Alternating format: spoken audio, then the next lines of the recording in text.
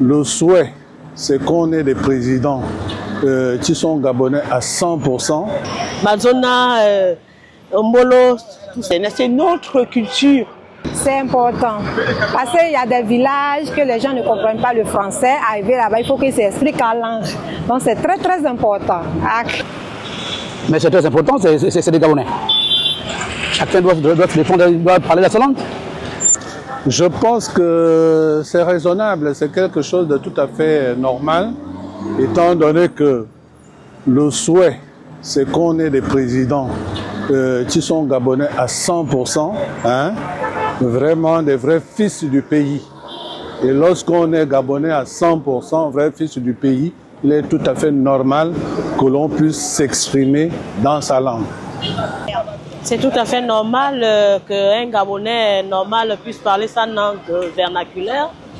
Une comme moi, je suis fan, donc je dois parler ma langue vernaculaire. Mazona, Mbolo, tout ça là, donc c'est normal. Mais il faut partir du principe qu'il y a des règles d'organisation qui sont déjà mises en place.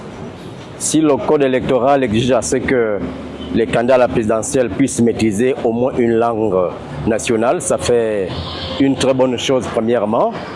Ce qui justifie justement de la nationalité de la personne ou du candidat qui doit donc diriger au destiné d'une république. Je ne vois pour ma part aucun inconvénient que cela soit, n'est-ce pas, exigé à tout candidat qui brigue la magistrature suprême. C'est mon point de vue. Moi, je trouve que c'est une question de patriotisme.